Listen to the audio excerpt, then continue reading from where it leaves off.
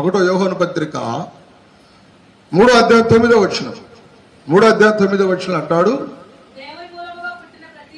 దేవుని మూలముగా పుట్టిన ప్రతి వారిలో ఆయన బీజము నిలుచును గనక వాడు పాపము చేయుడు. వాడు దేవుని మూలముగా పుట్టినవాడు గనుక పాపము శాత కాదనుకోబాక. చెయ్యి జారడం. ఏం చేయడంట? చెయ్యి జారడం. అరే పోరా, అదే పోమే, నీ జాత కదలే పోమే.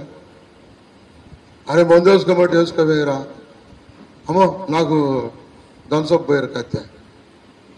ఇలా 4 కలిసిపోయారు. ఒక ఫుల్ బాటిల్ తెచ్చుకున్నారు, థమ్సప్ కూడా తెచ్చుకున్నారు, అది తినడానికి కూడా ఇది తెచ్చుకున్నారు. అట్లా ఏమంటారు ఇంగ్లీష్లో? సిప్స్ని అట్లా ఏమంటారయ్యా? నువ్వు చెప్పు, నీకు తెలుసు. ఏమంటారు? అది చెప్పులే, నువ్వు తాగవల్ల నువ్వు తినవలే. అది ఏమంటారండి అయ్యారు? అది సిప్స్ మనం ఏదో తినే అంటాం, వాళ్ళు ఏదో అంటారు, దాన్ని ఏదో పేరు పెట్టారు. అది తెచ్చుకున్నారంట. నేను ఈ 2 ఉండే కానీ దాని 2 కాదని వీడు అంటే, వీడికి ఎట్ట చేయాలరా, వీడు తాగట్లేదు ఎట్ట చేయాలరా అని చెప్పి ఇటు పక్క పోసినట్టు పోతే థమ్సప్లో కలిపారంట. ఉత్త థమ్సప్పాలు ఇచ్చాడంట. అరే వారి కూల్ డ్రింక్స్ తాగరా అని ఇచ్చారంట. అరే ఏంది ఇది ఒక రకం ఉంది కూల్ డ్రింక్స్. ఆ రోజు వేసాడు. 2వ రోజు అరే మన పోసిన థమ్సప్ పోయినరా కత్త. 3వ రోజు అదే పోయిరా, తాగుబోతూ అయిపోయాడు. ఎఫ్రాయిము. ఎవరు? ఎఫ్రాయిము. యెషయా గ్రంథం 28వ అధ్యాయం 1వ వచనం. యెషయా గ్రంథము 28వ అధ్యాయం 1వ వచనంలో తాగుబోతులకు ఎఫ్రాయిమునకు శ్రమ, త్రాగుబోతులకు ఎఫ్రాయిమీల అతిశయ కిరీటమునకు శ్రమ. సాలు అమ్మ. శ్రమ వచ్చింది, తాగితే వచ్చిందంట. శ్రమ వచ్చింది, తిరిగితే వచ్చింది, శ్రమ వచ్చింది. విలువ తెచ్చుకోవాలి. ఏం తెచ్చుకోవాలంట? విలువ తెచ్చుకోవాలి. నీ కుటుంబానికి ఒక విలువ ఉంది, నీ ఇంటి పేరుకి ఒక విలువ ఉంది, మీ తాతల ముత్తాతల దగ్గర నుంచి ఒక విలువ ఉంది. నువ్వు విలువగా బ్రతకాలి. విలువ లేని బ్రతుకు బతికితే పప్పు ఏమంటారు? నువ్వు విత్తనంగా ఉండాలి. ఎలా ఉండాలంట? విత్తనం, నిక్కమైన విత్తనం. అందులో గట్టి గింజలు.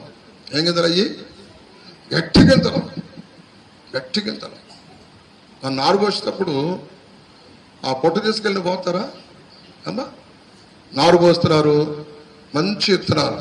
ఏ విత్తనాలు? మంచి విత్తనాలు తీసురా, జైలు తీసురా, భోజనాలు తీసురా, 5 తీసురా అంటారు. మంచి విత్తనాలు తెచ్చిపోతారు. మన బాబు 75 కేజీలు బస్తా మనం 2000కి అమ్మితే వాడు 10 కేజీలు బస్తా 2000 అమ్ముతాడు. విత్తనాలకు దాచిపెట్టాడు. ఏమి దాచిపెట్టాడు? విత్తనాలు దాచిపెట్టాడు. శ్రేష్టమైన విత్తనం వలె నువ్వు ఉండాలి. శ్రేష్టమైన విత్తనం వలె. రూతు కొద్దివారినే కానీ గొప్పవారినే కానీ ఎంబడించలేదంట. ఎంబడించిందా అమ్మా? మనమైతే డబ్బుండ శ్రేష్ఠాలు చూసి, హలో జెర్సీ నువ్వు వస్తున్నావా? ఇప్పుడేంటి ఇంక రాలేదు? నేను ఇక్కడే ఉండా నీకోసం. నీకోసం ఎందుకుంటావు? నేను ఖర్చు పెడతానేనా? డబ్బులున్న వాళ్ళు చూసి ఫ్రెండ్షిప్ చేస్తే వాళ్ళు చాలా మంది ఉంటారు. ఆడవాళ్ళే పిల్లలే, ఆడపిల్లలే డబ్బులున్న వాళ్ళు చూసి నీకు ఫ్రెండ్షిప్ ఎక్కువ ఉంటారు.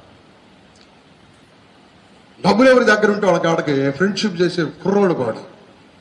అలాగనే స్త్రీలు డబ్బులు చూసి ప్రేమించేవాళ్ళు కొంతమంది. మోసపోకుడి దుష్ట సాంగత్యము మంచి నడవడిని చెరిపేస్తుంది. మంచి నడవడి, చాలా మంచి నడవడి. చక్కగా వెదిగావు, చక్కగా పాటలు పాడుతున్నావు, వాక్యం చదువుతున్నావు, ప్రార్థన చేస్తున్నావు, మంచి పేరుంది, సౌందర్యవతివి, ఉద్యానవనంలో పెంచబడిన దానివు. చెడిపోకూడదు. ఏం కూడదు? దేవుని మూలముగా పుట్టిన ప్రతి వారిలో ఆయన బీజం నిలుచును కనుక వాడు పాపము చేతకాడు. చేయబోయినా కూడా చేతకాడు. పాపం చేయడం చేతకాడు. పాపంలో సీనియర్లు ఉన్నారు కొంతమంది. నన్ను ఎవరు చూస్తారు, నా పని ఎవరికి తెలుసు, దేవుడికి కూడా తెలియదు అని వాళ్ళు ఉన్నారంట. ఎవరు? పాపం చేస్తా అసలు దేవుడికి కూడా తెలియదు. అయితే యెషయా గ్రంథం 29:15. యెషయా గ్రంథము 29వ అధ్యాయం 15వ వచనంలో అది తమ ఆలోచనలు యెహోవాకు కనపడకుండా లోపల వాటిని మరుగు చేసి చూసి వారికి శ్రమ. మమ్మల్ని ఎవరు చూచుదురు, మా పని ఎవరికి తెలియను అనుకొని చీకటిలో తమ క్రియలు జరిగించు వారికి శ్రమ. ఎవరు చూస్తారు? యెహోవాకు కూడా కనపడదంట. దేవుడు కనపడదమ్మా?